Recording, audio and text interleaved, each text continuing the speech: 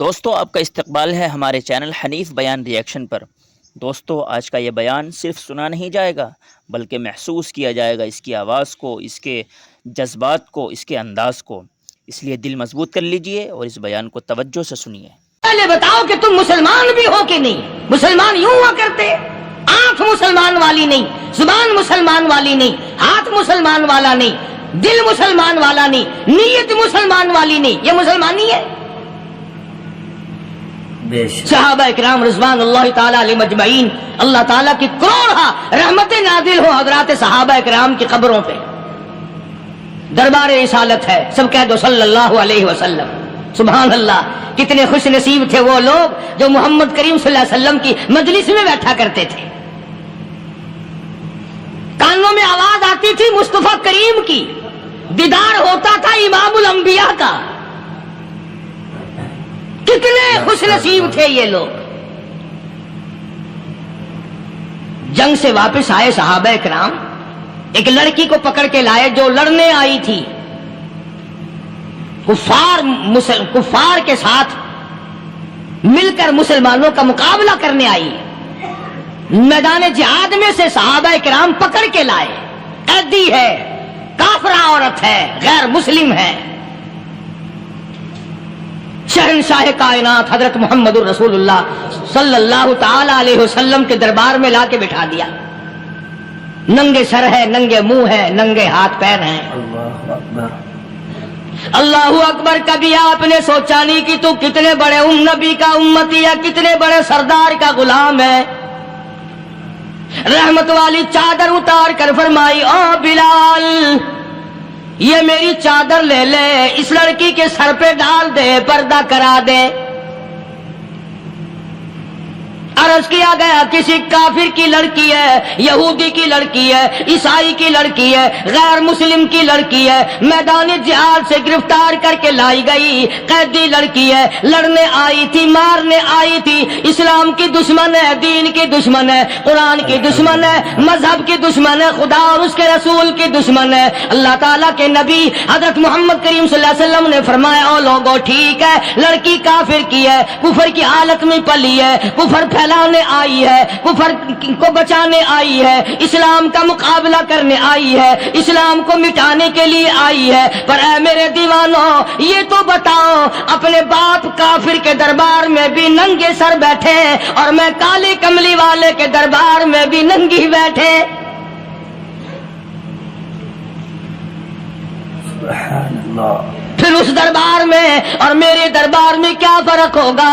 وہ کافر کا دربار ہے، یہ شہنشاہ کائنات کا دربار ہے، رحمت للعالمین کا دربار ہے، ساقی کوثر کا دربار ہے، شافی محشر کا دربار ہے، اللہ کے محبوب کا دربار ہے، آمنہ کے در یتیم کا دربار ہے، فاطمہ الزہرا کے ابا کا دربار ہے۔ اور بلال جلدی کر، میرے دربار میں کافر کی بیٹی آئے، میں اس کا بھی پردہ کروں گا۔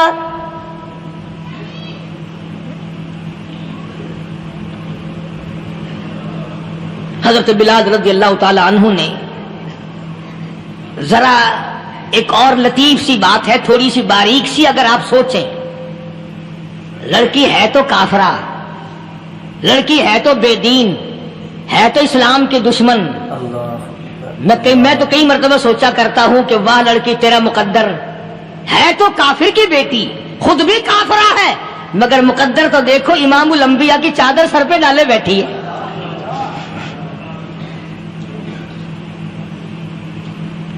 سوچیں یہ چیزیں، ہمارے دماغ یہاں تک کہاں رسائی کرے؟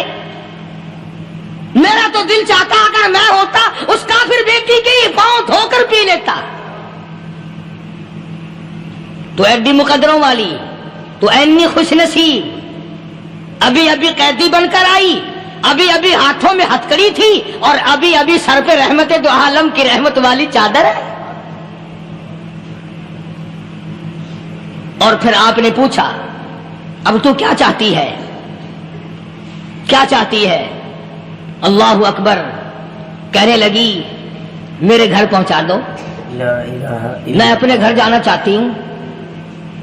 دو نوجوان صحابہ کو بلایا، فرمایا کہ انسانی رشتے کا تقاضا ہے، لڑکی نے ہم سے پناہ مانگی اور اپنے گھر جانا چاہتی ہے، ہم نے اس کو معاف کر دیا، جاؤ گھر چھوڑاؤ۔ اب گھر پہنچانے کا مطلب یہ تو تھا نہیں کہ حسین گائی پہنچا دو، دولت گیٹ پہنچا دو، خدا جانے کتنی دور گھر ہوگا، لڑنے جو آئی تھی۔ یوں لکھا ہے علماء اکرام نے، ذرا توجہ کریں، اور سچی بات تو یہ ہے اپنے دامن میں بھی ہاتھ مار کے دیکھو کہ ہم کیسے ہیں۔ محمد الرسول اللہ صلی اللہ علیہ وسلم کے دو جوان دیوانے ساتھ ساتھ اس کے چلتے ہیں، ایک ادھر چل رہا ہے ایک ادھر چل رہا ہے، جنگل کا راستہ ہے، رات بھی راستے میں آئی ہے۔ نوجوان لڑکی کا بیان ہے، اپنے بھائی کو جا کے کہتی ہے یہ دونوں جوان میری ساتھ راستہ چلتے آئے، میری ساتھ سفر طے کرتے آئے، پر اے میرے بھائی جان، رب کائنات کی قسم مجھے تو یوں معلوم ہوتا تھا دونوں اندھے چل رہے۔ مجال ہے میری طرف نظر اٹھائی ہو، یہاں تو رکشے والے کا داؤ لگ جائے وہ بعد نہیں آتا، ٹانگے والے کا داؤ لگ جائے وہ بعد نہیں آتا، اور پیر صاحب تو اپنے یہاں سے خشک جانے کیسے دیں گے؟ کیوں جانے دیں؟ کیا مطلب؟ یہ شرافت ہے، یہ دین ہے، یہ اسلام ہے۔ مسلمان کی بیٹی کی عزت پہ ڈاکے ڈالنا، خدا کی قسم اگر اسلام کی حکومت ہو اور جس نبی کا تو نام لے کر جنت میں جانا چاہتا ہے، اگر نبی کا قانون زندہ ہو، قرآن کا قانون عدالت میں ہو، آنکھیں نکال دی جائیں۔ بے غیرت قوم، بے حیا اور بے شرم قوم، شرم نہیں آتی کہ زندگی کس طرح بسر ہوتی ہے۔ یہ کافروں کی بیٹیاں ہیں، یہ کسی یہودی کی بیٹیاں ہیں، چکلے چل رہے ہیں، بدماشی کے اڈے چل رہے ہیں، سب کو پتا ہے، افسروں کو پتا ہے، چھوٹے بڑوں لیڈروں کو پتا ہے۔ کون روکے؟ کس لیے روکے؟ سبحان اللہ۔ پھر یاد رکھو بات محمد کریم صلی اللہ علیہ وسلم کی، فرمایا جس ملک میں جس شہر میں زنا ہوگا، اللہ کے نبی نے فرمایا وہ جس دن برباد ہوگا آواز بھی نہیں آئے گی۔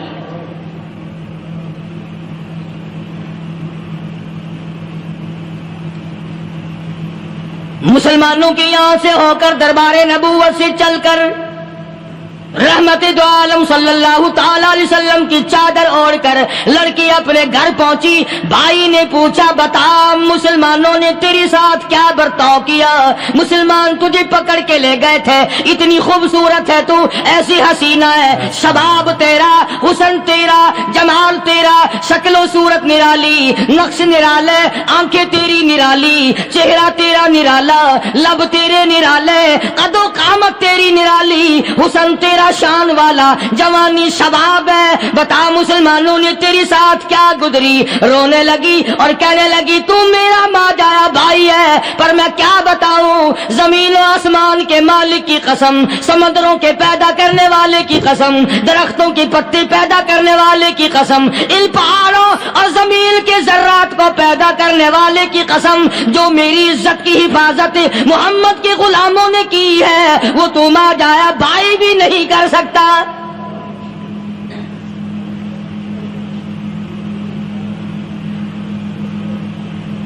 صداقت صداقت ہوتی ہے، حقیقت حقیقت ہوتی ہے، چھپتی تو نہیں۔ کاغذ کے پھولوں سے خوشبو کیسے آئے گی؟ پلاسٹک کے پھول گلاب کے بنا کر سرانے میں لگانے تو آسان ہے، مگر گلاب کی خوشبو نہیں تم لا سکتے۔ سبحان اللہ، سبحان اللہ۔ ارے وہ بھائی بھی تھا تو کافر، پھر بھی مقدروں والا نکلا۔ انہوں نے تو کفر چھوڑ دیا، اور ہم سے ریت نہیں چھوٹتی، رسمیں نہیں چھوٹتی، ہم سے شرک نہیں چھوٹتا، ہم سے بدعات نہیں چھوٹتی۔ بھائی کہتا ہے بہن کو، توجہ کرو، کبھی دنیا میں انصاف کی بات کرنے والے لوگ بھی زندہ تھے۔ کفر اسلام ایک اور چیز ہے، انصاف کی بات تو کہا کرتے تھے۔ بھائی کہنے لگا بہن سے کہ میری بہن، چادر تیرے سر پہ نبی کی، کالی کملی والے کی چادر تیرے سر پہ ہے، یہ اس کے دیوانے تجھے ساتھ لے کے آئے ہیں، اور انہوں نے تیری عزت اور آبرو کی حفاظت کی ہے، تو یہ بتا کلمے سے خالی آئی؟ جیسے دربار سے خالی آ گئی، ماشاء اللہ. خزانہ لوٹ رہا ہے، وہاں تو خالی تو نہیں آ گئی. بہن کہنے لگی کہ ہاں خالی آئی ہوں. مطلب یہ کہ میں نے کلمہ نہیں پڑھا، ایمان قبول نہیں کیا، دین قبول نہیں کیا، اسلام اور اس کا مذہب میں نے قبول نہیں کیا. بھائی کہنے لگا تف ہے تجھ پر، تجھے ایسے دربار سے خالی اٹھتے شرم نہ آئی، اور دربار رسالت اور خالی آ گئی. کیا بات کہی ہے عورت نے، سبحان اللہ، اللہ اکبر. کہنے لگی 2 وجہ سے میں نے کلمہ نہیں پڑھا. دل میرا چاہ رہا تھا، اندر میرا کہتا تھا کہ جب میرے سر پہ یہ چادر آئی، میرا تو دل چاہتا تھا کہ لپٹ جاؤں قدموں سے آقا کے. بھائی میرا دل چاہتا تھا میں کھڑی ہو جاؤں دربار میں اور یوں کہوں میرا دل ہو تیرا گھر ہو، میرا دل ہو تیرا گھر ہو، تیرا در ہو میرا سر ہو. تمنا مختصر سی ہے مگر تمہید طولانی. میں نے کلمہ 2 وجہ سے نہیں پڑھا. پہلی وجہ تو یہ کہ جب تو سنتا، تجھ تک یہ بات پہنچتی کہ میری بہن نے کلمہ پڑھ لیا، تو شاید تیرے دماغ میں یہ بات نہ آ جائے کہ میری بہن سے مسلمانوں نے زبردستی کلمہ پڑھوایا ہوگا. اس لیے میں نے نہیں پڑھا. تیرے دماغ میں یہ بات نہ آئے کہ مسلمانوں نے مجبور کر کے، قیدی بنا کر کے جو لے گئے تھے، مجبور کر کے کلمہ پڑھایا، اور میری بہن نے ڈر کے مارے کلمہ پڑھا. کلمہ پڑھنے کا پختہ پروگرام ہے، مزہ تو اب آئے گا نا، یہاں سے آزاد ہو کر جاؤں گی. اور دوسری بات اس نے اور پتے کی کہی. کہنے لگی بھائی میں نے کلمہ اس لیے بھی نہیں پڑھا کہ بہن جنت میں جائے بھائی دوزخ میں جائے. اصل میں تجھے لینے آئی ہوں، دونوں چل کر اس دربار کی غلامی کریں گے. میں نے یہ خوف کھایا کہ میرا بھائی غصے میں آ کر کفر پر اور مضبوط نہ ہو جائے، اس لیے مجھے آنے کی کوئی ضرورت نہیں تھی. اور کہنے لگی او میرے بھائی وہ دربار کوئی واپس آنے کا تھوڑا ہی ہے، وہاں تو جو گیا قربان ہو گیا، جو گیا قربان ہو گیا. چلو چلتے ہیں. دونوں بہن بھائی آ کر حضور اکرم صلی اللہ علیہ وسلم کے ہاتھ پہ کلمہ پڑھ کر مسلمان بن جاتے ہیں. وہ نبی کی ایک بات دیکھ کر کلمہ پڑھ کر مسلمان بن گئے. ہمارے سامنے لاکھوں حدیثیں، ہزاروں قرآن کی آیتیں ہیں، پر ہم آج تک مسلمان نہ بنے. اللہ اللہ. جب مرضی آئی نماز پڑھ لی، جب مرضی آئی زکات دے دی، جب مرضی آئی قرآن پڑھ لیا، جب مرضی آئی دین ایمان کر لیا، مرضی آئی چوری کر لی، مرضی آئی ٹھگی مار لی. اس کا نام دین نہیں ہے، اس کا نام ٹھگی اور فریب ہے. اس لیے قرآن کریم نے للکار کے کہا تأمرون الناس بالبر وتنسون انفسکم وانتم تتلون الکتاب. دوسروں کو اسلام کا نام لیتے ہو، دوسروں کے سامنے مسلمان بنتے ہو، حالانکہ تم کتاب پڑھتے ہو اللہ کی. افلا تعقلون، سوچتے کیوں نہیں ہو کہ تم کدھر چلے ہو؟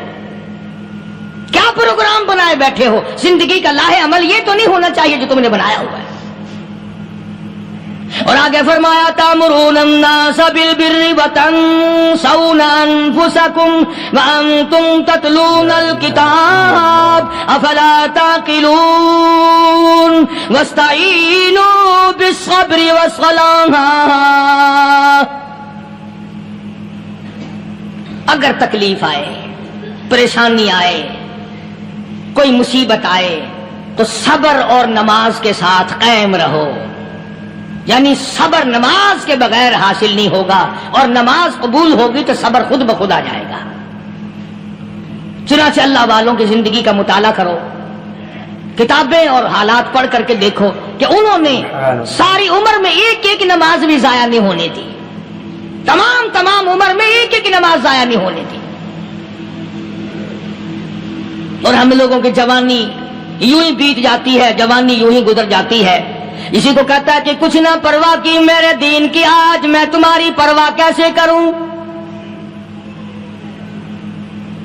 وَإِنَّهَا لَكَبِيرَةٌ إِلَّا عَلَى الْخَاشِعِينَ.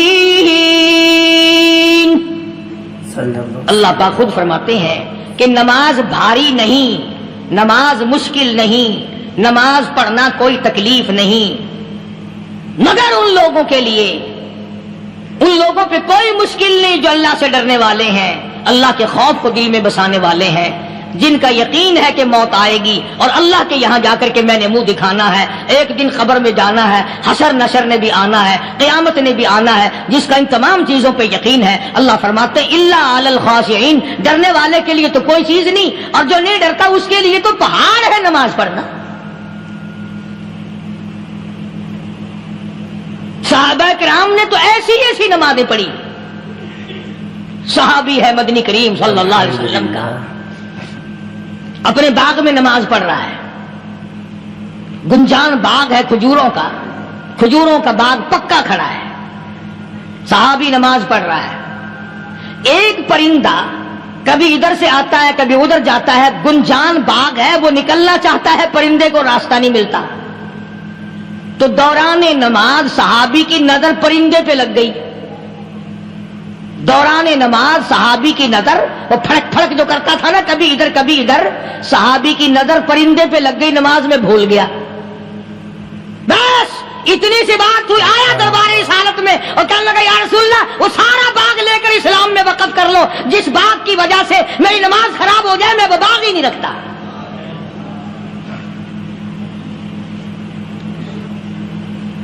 ہمارے یہاں بھی کوئی عظمت ہے نماز کی؟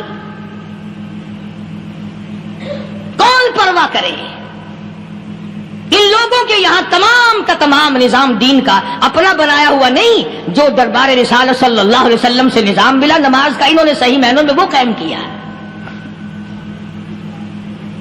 کیسی مشکل میں ہوئے، کہیں بھی ہوئے، جس حالت میں بھی ہوئے، نماز پڑھنی ہے، ادا کرنی ہے۔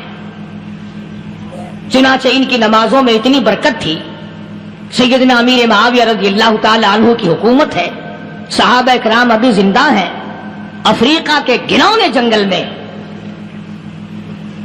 بہت بڑے صحرا میں چھاونی بنانے کا پروگرام بنایا، بڑے جنگل ہیں، بڑے درخت ہیں، بڑی بھیڑ بھاڑ ہے، بڑے جانور ہیں، شیر ہیں، چیتے ہیں، گھگیاڑ ہیں، بڑے بڑے موذی جانور ہیں۔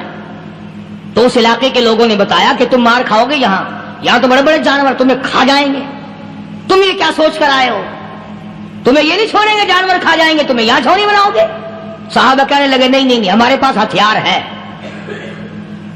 کمانڈر کہنے لگا، ایک صحابی تھا حضور اکرم صلی اللہ علیہ وسلم کے زمانے کا دیدار کرنے والا، بڑا دیوانہ پروانہ، کمانڈر نے اسے حکم دیا تو 2 وضو کر، 2 رکعت نماز ادا کر، اور 2 رکعت نماز ادا کرنے کے بعد درخت پہ چڑھ جا، اور درخت پہ چڑھ کر یہ آواز لگا، او جنگل کے ہاتھیوں، او جنگل کے بھگیاڑوں، او جنگل کے شیروں، او جنگل کے موذی جانوروں، او ناگ وٹھوؤں، او سانپ بیچھوؤں، او فلاں جانوروں، او فلاں جانوروں، ہم غلام ہیں محمد عربی صلی اللہ تعالی علیہ وسلم کے، اور میں تمہیں حکم دیتا ہوں 24 گھنٹے کی اجازت ہے، 24 گھنٹے کے اندر اندر تمام جنگل خالی مانگتا ہوں۔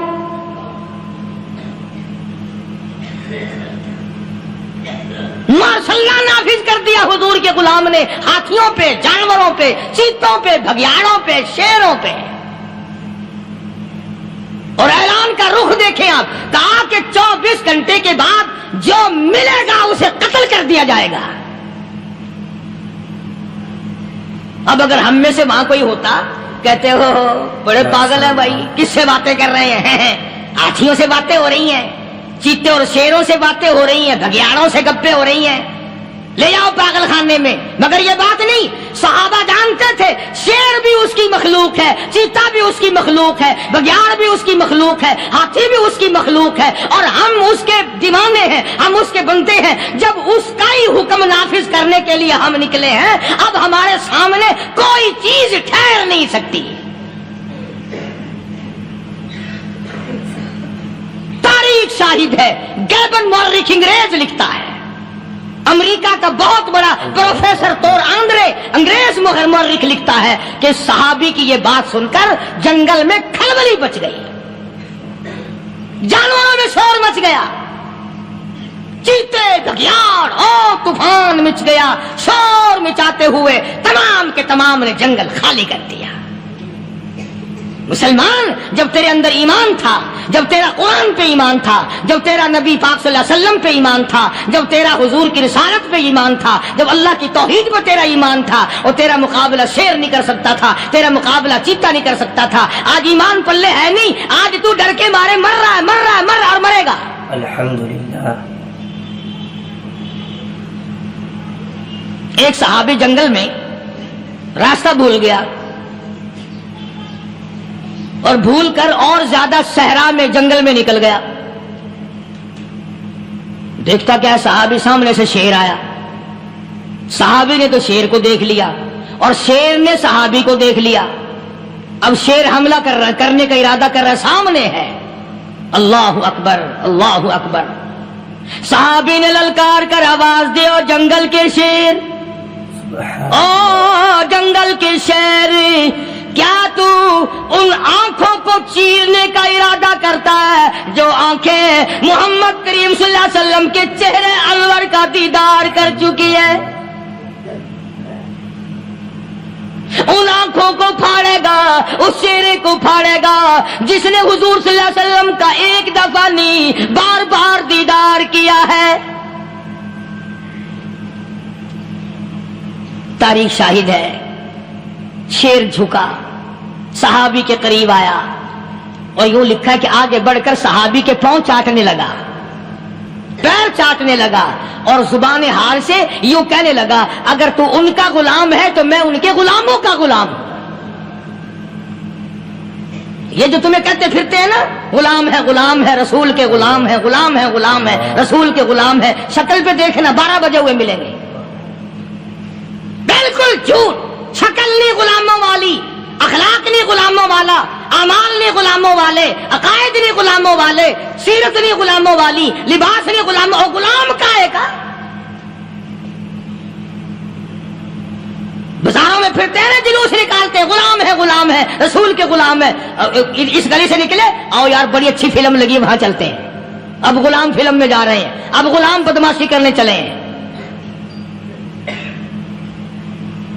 تو صحابی نے جب آواز دی، شیر نے جھک کر صحابی کے پاؤں چاٹے، اور یوں لکھا مورخین نے کہ بظاہر یوں کہنے لگا کہ تو راستہ بھول گیا، دم ہلاتا ہوا چلا، صحابی کو راستے میں چھوڑ کے گیا۔ اور مورخین نے یہاں تک لکھا ہے کہ جب صحابی سے شیر واپس ہونے لگا تو بھڑبڑا رہا تھا، گویا صحابی کو اپنی طرف متوجہ کرتا تھا، اور اس کے بعد خوشامدانہ عاجزانہ پہلو سے یہ کہتا تھا کہ او جانے والے، جس کا تو دیدار کرے گا اس کو میرا بھی سلام کہنا، ان کی خدمت میں میرا بھی سلام عرض کرنا۔ کوئی ایک واقعہ نہیں ہے۔ مدینہ منورہ سے شام کے راستے میں شیر آ کر کے بیٹھ گیا، لوگوں کا راستہ بند ہو گیا، کوئی آدمی مدینے پاک میں واپس اللہ ہر مسلمان کو مدینے پاک کی زیارت نصیب فرمائے۔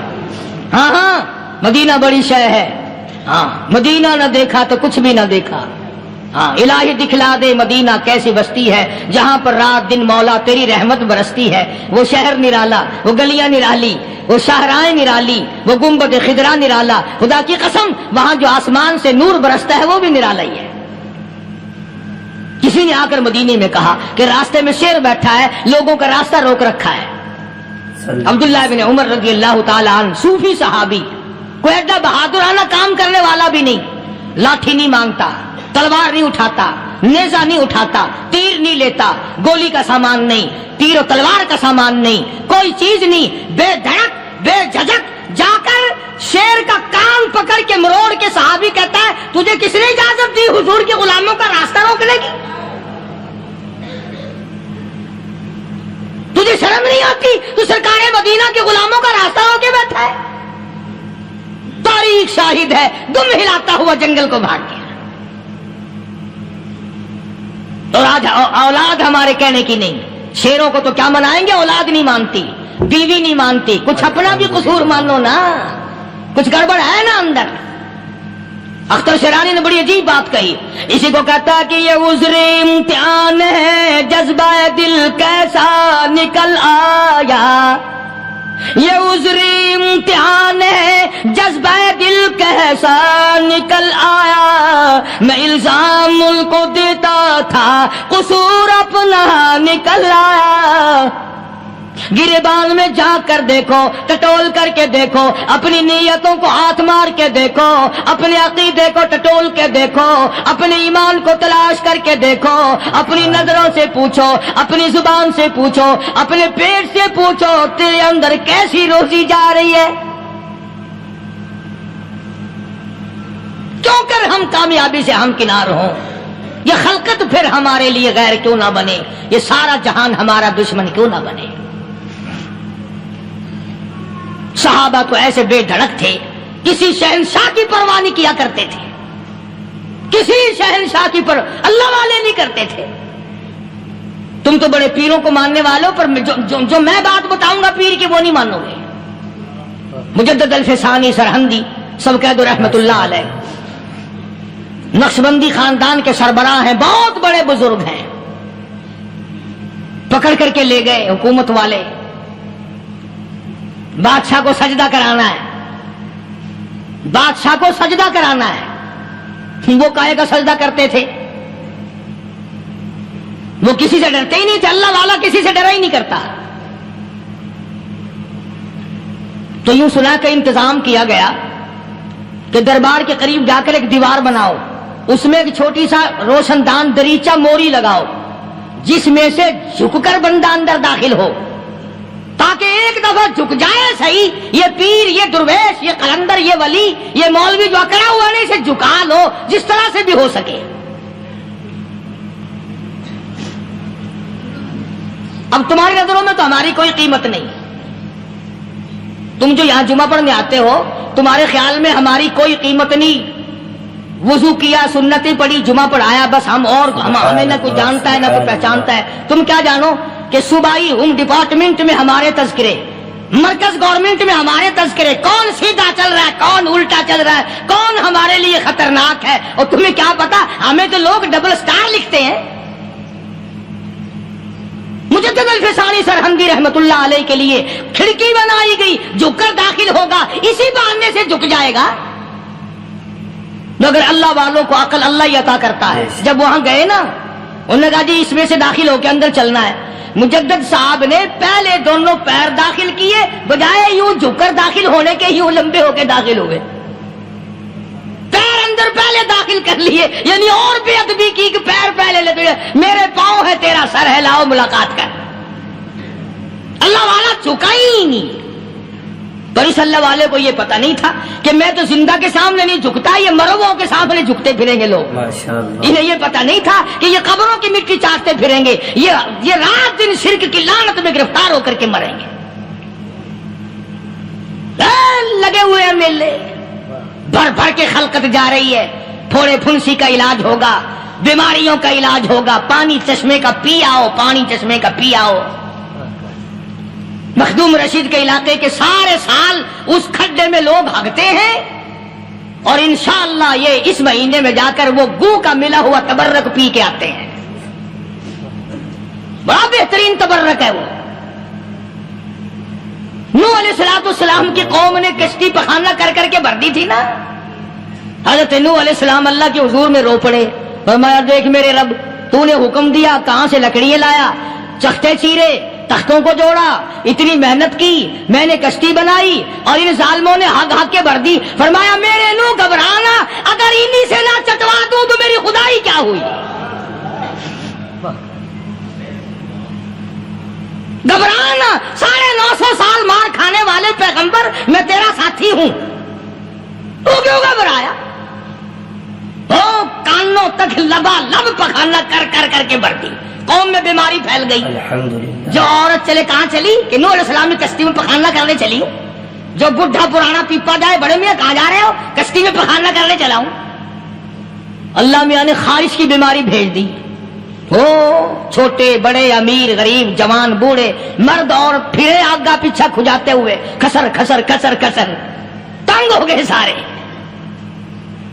وہ ایک بڈھا بڑا خارش کا مارا ہوا تنگ بیمار بھی بعد نہ آیا. وہ کشتی کے کنارے پہ بیٹھ کے پخانہ کرنے لگا نا, پیر پھسل گیا دھڑم اندر تبرک کے,